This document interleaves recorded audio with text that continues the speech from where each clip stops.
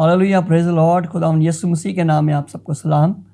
मेरा नाम pastor Francis लाल है। 1040 ग्लोबल मिनिस्ट्री पाकिस्तान से मेरा ताल्लुक़ है और मैं खुदा का शुक्र अदा करता हूँ आज के मौका के लिए, गवाही टेलीविज़न के लिए, पास्टर सरफराज विलियम के लिए, जिन्होंने आज मुझे मौका दिया कि आप सबके सामने खुदा कलाम को मिलकर सीख सके। तो खुदा कलाम में से आज हम सीखेंगे कलीसियाई बेदारी के ताल्लुक़ से।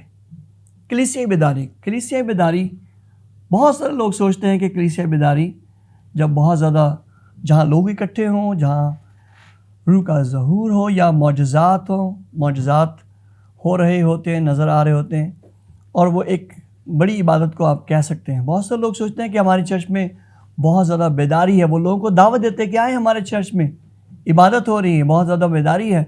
लेकिन जब वो वहाँ जाते हैं तो उन्हें वो चीज़ें नज़र नहीं आती। बहुत सारी ज़ाहिरी चीज़ें नज़र आती हैं, बहुत सारी ऐसी चीज़ें जिनका बहुत दफ़ा कलाम में ज़िक्र भी नहीं मिलता। लेकिन हम खुदा कलाम में से देखेंगे कि असल में हकीकी बेदारी है क्या। बाइबल मुक़द्दस हकीकी बेदारी किसे कहती है।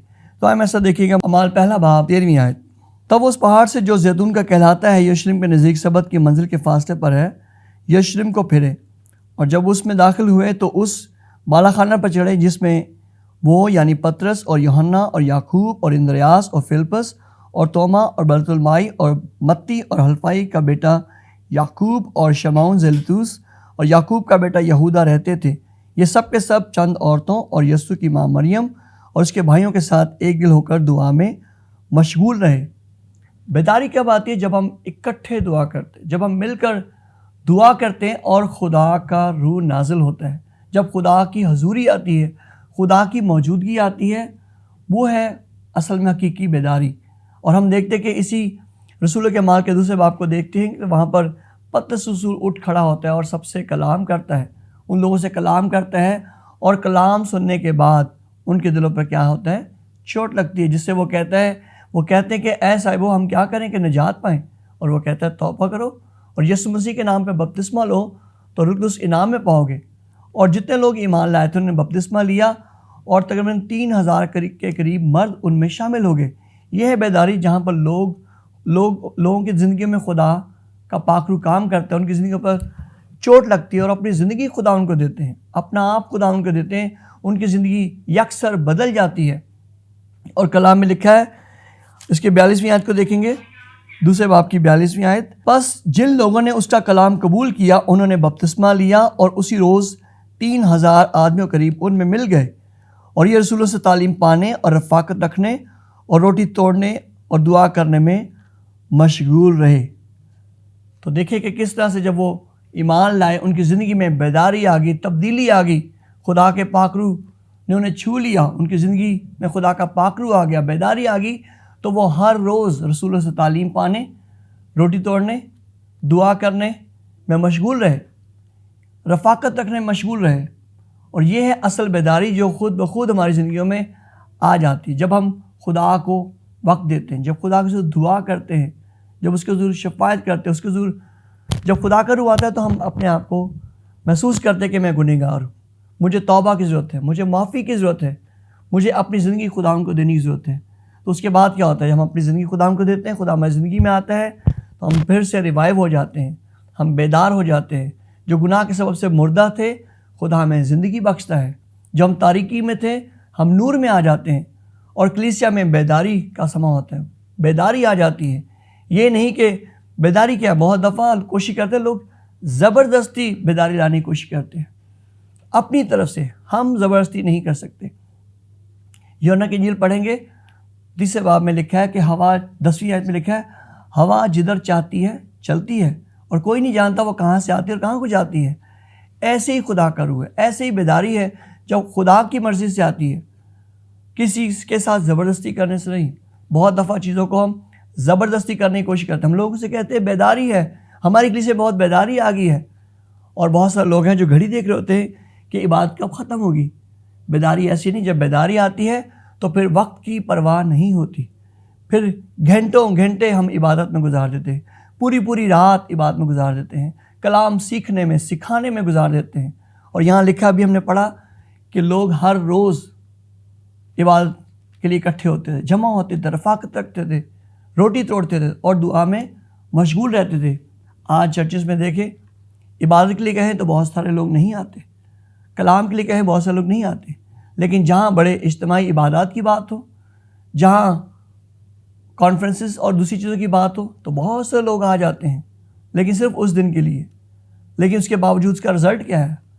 ہم دیکھتے ہیں اعمال میں جب بیداری آئی ہے، اعمال کلیسیا میں، تو وہاں پر لوگ شامل ہوئے ہیں، لوگ بڑھتے گئے ہیں، لوگوں میں خدا کا کلام آیا ہے اور لوگوں نے خدا کلام کو قبول کیا اور اپنی زندگیاں خدا ان کو دی ہیں۔ آج کتنے ہیں جو ہم سوچتے ہیں، ہم کتنے ہیں جو یہ سوچتے ہیں کہ ہمیں حقیقی بیداری کی ضرورت ہے جو بائبل کے مطابق ہے؟ ہم دیکھیں تو بائبل میں بہت سارے ایسے واقعات ہیں جہاں پر بیداری کا ذکر ملتا ہے، جہاں پر زندگیاں تبدیلی ہیں، جہاں پر خدا کا روح آیا ہے۔ اصل میں حقیقی بیداری یہی ہے کہ جب خدا اپنے لوگوں میں اتر آتا ہے، جب ان کی زندگیوں میں آ جاتا ہے، انہیں وہ بیدار کر دیتا ہے۔ اور اسی طرح سے کلیسیائی بیداری عمل میں آتی ہے، جہاں پر لوگ کام کرنا چاہتے ہیں۔ اور اگر اعمالی کو پڑھے تو وہاں لکھا ہے کہ سب نے اپنا مال اسباب بیچ کر کیا کیا؟ رسولوں کے قدموں میں لا کے دے دیا، اور کوئی وہاں محتاج نہ رہا، کوئی ضرورت مند نہ رہا۔ آج اگر کلیسیا میں دیکھیں، ہم جو لوگ کہتے ہیں کہ بیداری ہے، تو دیکھیں کیا کلیسیا میں آج لوگ ضرورت مند نہیں ہیں؟ کیا آج ہم زیادہ دیر عبادت میں وقت گزارتے ہیں؟ کیا آج ہمارے اندر یہ طرز ہے کہ ہم خدا کلام کا پرچار کریں، غیر قوموں کو خدا کلام خوشخبری دیں؟ کیا ہم اتنے ہی بیدار ہیں کہ بس 1 گھنٹے دعا کر سکیں، آدھا گھنٹہ دعا کر سکیں، یا صرف اپنے محلے میں دعا کر سکیں؟ اتنے ہی بیدار ہیں کہ ہم گھڑی دیکھنا شروع کر دیتے ہیں؟ یہ اصل میں بیداری نہیں۔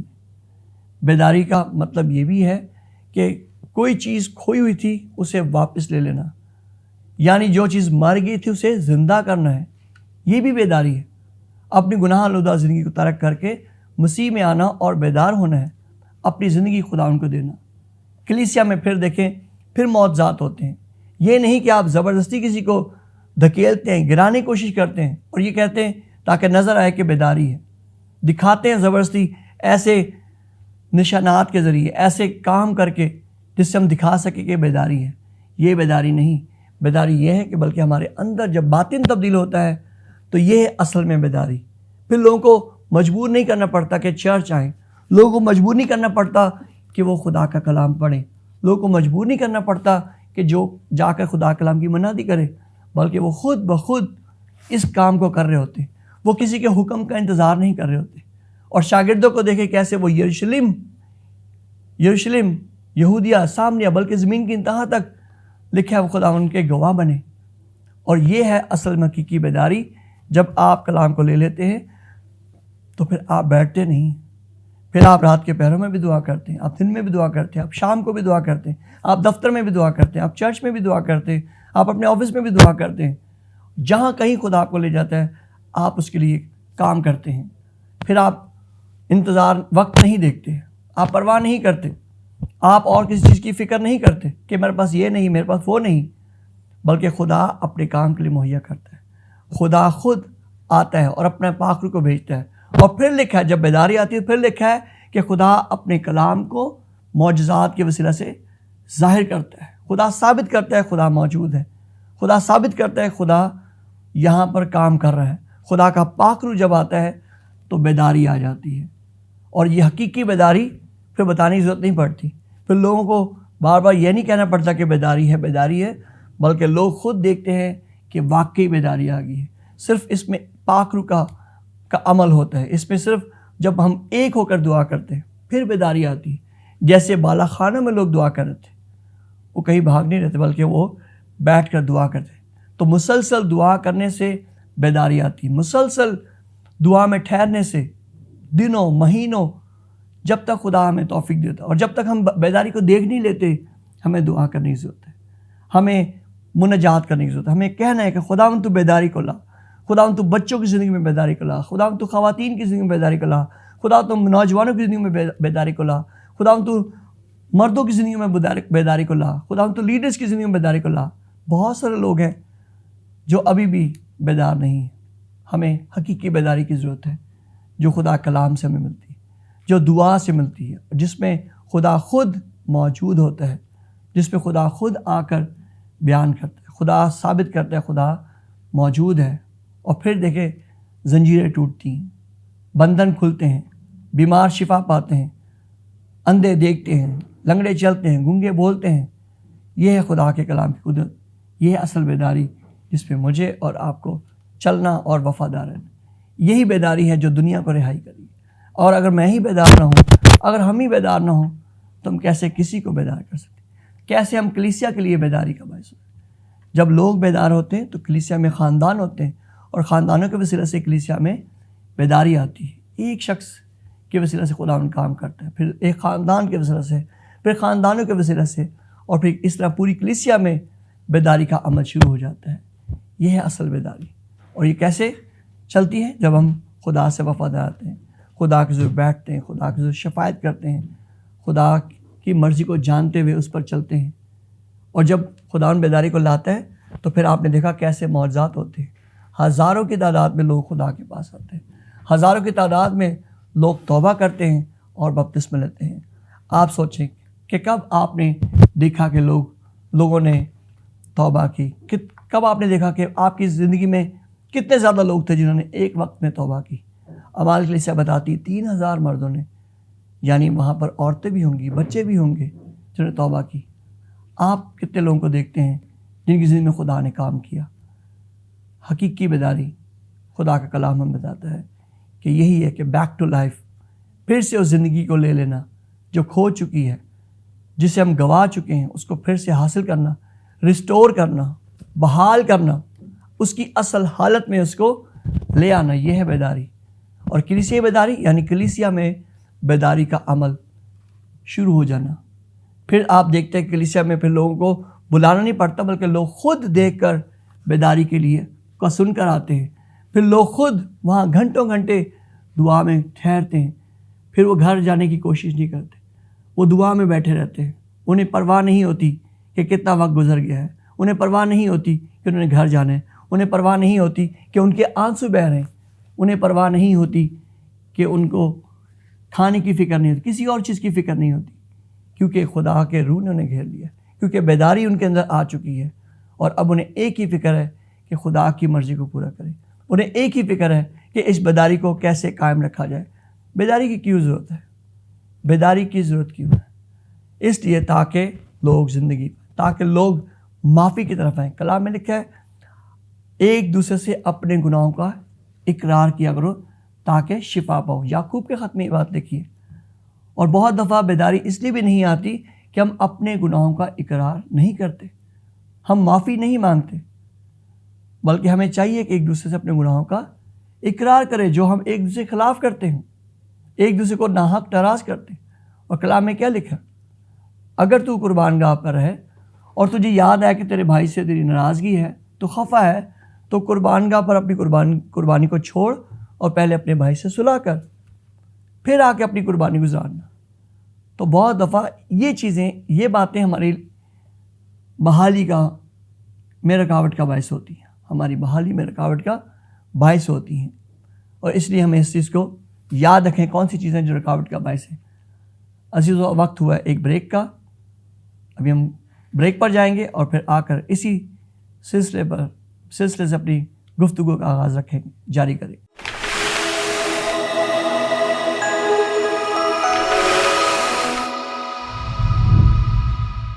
جی ناظرین، ویلکم بیک۔ ہم ایک بار پھر اپنے پیغام کو جاری کرتے ہیں۔ ہم بات کر رہے تھے بیداری کی، اور بیداری کے لیے ضروری ہے کہ ہم اپنی زندگیوں میں اپنے خدا کو موقع دیں، ہم اپنی زندگیوں پر غور کریں۔ کہیں میری وجہ سے بیداری رکی ہوئی تو نہیں، کہیں میں بیداری میں رکاوٹ کا باعث تو نہیں۔ بہت دفعہ ہم سوچتے ہی نہیں کہ شاید میں ہی بیداری کی میں رکاوٹ ہوں، میں نے ہی معاف نہیں کیا، میں نے ہی اپنی غلطی گناہ کا اقرار نہیں کیا، اور اسی لیے بیداری نہیں ہو، اسی لیے بیداری نہیں آ رہی۔ کیونکہ کلام میں لکھا ہے پاک بنو جیسے تمہارا بلانے والا پاک ہے۔ اور جب بیداری خدا کی طرف سے ہے تو پھر مجھے خدا کے لیے یہاں پر جگہ کو تیار کرنا ہے تاکہ وہ آئے، اس کی بیداری آئے۔ اصل میں حقیقی بیداری یہی ہے کہ خدا اپنے لوگوں کے درمیان آتا ہے، پھر بیداری آتی ہے۔ بہت سارے لوگوں کو آپ نے دیکھا ہوگا جو ایسے نشانات یا معجزات یا ایسے کام کرتے ہیں جن کا ذکر بائبل میں بھی نہیں ملتا۔ ہمیں دیکھا گیا کہ بہت دفعہ لوگوں کو دعا کے نام پر دھکیلا جاتا ہے، گرایا جاتا ہے. وہ بتاتے ہیں کہ شاید بیداری ہے. بہت سارے ایسے بھی حرکات لوگ کرتے ہیں عبادت کے دوران. مثال کے طور پر میں نے دیکھا ایک دفعہ کہ عبادت میں ایک شخص بہت زیادہ ایسی حرکات کر رہا تھا جیسے ایک عام انسان نہ ہو، بلکہ وہ بہت عجیب حرکتیں کر رہا تھا. وہ یہ دکھانے کی کوشش کر رہا تھا کہ یہاں پر بہت زیادہ بیداری ہے، بہت زیادہ کام ہو رہا ہے، لیکن یہ نہیں ہے. بلکہ جب ہمارے اندر تبدیلی آتی ہے، ہماری زندگی میں تبدیلی آتی ہے، تب اصل میں بیداری آتی ہے. بہت کچھ کرنے سے یا دکھانے سے یا ظاہری طور پر بہت زیادہ کام کرنے سے لوگ سوچتے کہ بیداری آئی ہے. وہ بیداری نہیں، وہ تو اسی وقت کے لیے، 1 گھنٹے کے لیے، 2 گھنٹے کے لیے. لیکن اس کے بعد ہماری زندگیوں میں کیا اثر رہتا ہے اس کا، ہماری زندگی میں اس کا اثر کتنی دیر پا ہے، کتنی دیر تک ہم اس میں رہتے ہیں. بلکہ جو پاک ہیں وہ مسلسل دعا کرتے رہتے ہیں. یہ نہیں کہ صرف بیداری کے وقت ہم نے دعا کی، بلکہ بیداری کو اپنا طرز زندگی بنا لیتے ہیں. یعنی اس میں دعا کو ہم مسلسل جاری رکھتے ہیں. یعنی کلام کو ہم مسلسل پڑھتے رہتے ہیں، سیکھتے رہتے ہیں، جانتے رہتے ہیں، تاکہ بیداری کا عمل جاری رہے. شاگردوں کی زندگیوں پر غور کریں تو جب وہ یروشلم میں تھے تو ایک ہی بات سے 3000 لوگ ایمان لے آئے. اس کے بعد ہم دیکھتے ہیں کہ کیسے وہاں پر ہم دیکھتے ہیں فلپس کلام سنا رہا تھا. وہاں پر بہت بڑا ایک مجمع تھا لوگوں کا جو کلام سیکھ رہا تھا. بہت سارے لوگ تھے، بہت سارے لوگ ہم دیکھتے ہیں کہ وہ بیداری کا حصہ تھے، کیونکہ وہ خدا کلام کو سنتے ہیں. اور جب کلام کو سنتے ہیں تو لکھا دلوں پر چوٹ لگتی ہے. جیسے ہی خدا آتا ہے، خدا کی حضوری آتی ہے، اتنا ہی زیادہ ہم اپنے آپ کو گنہگار اور کمزور محسوس کرتے ہیں. وہی وقت ہوتا ہے جب بیداری آتی ہے. وہی وقت ہوتا ہے جب ہم اپنے آپ کو بحال کرتے ہیں.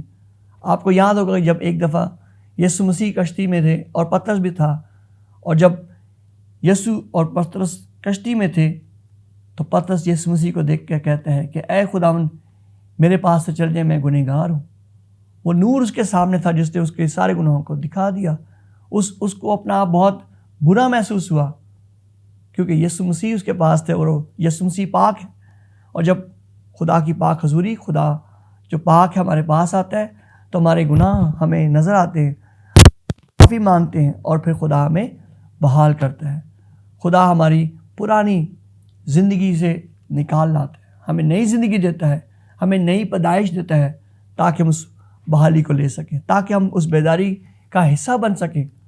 آج کتنے ممالک ہیں جہاں پر ہم جانتے ہیں کہ بیداری کا باعث ہوئے. بہت ساری جگہوں پر جان ویسلی ایک بڑا نام ہے جو بیداری کا باعث ہوا.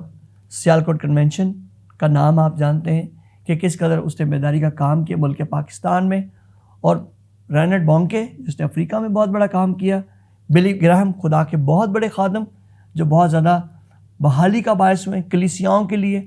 اور میں آپ کو بتاؤں کہ جو میرے سینئر پاسٹر ہیں وہ بلی گراہم کی میٹنگ میں انہوں نے اپنی زندگی خدا ان کو دی، اور آج وہ ایک مشنری کے طور پر خدا کی خدمت کر رہے ہیں. اور بہت سارے لوگ ہیں جنہوں نے اپنی زندگی خدا ان کو دی، اور خدا نے انہیں بحالی بخشی. نہ صرف ان کے لیے وہ برکت کا باعث ہوئی، جہاں جہاں گئے خدا نے ان کے وسیلہ سے بیداری، بحالی، ریوائول، ریسٹوریشن کا کام کیا ہے. اور آج میں سمجھتا ہوں ملک پاکستان میں اس کی اشد ضرورت ہے.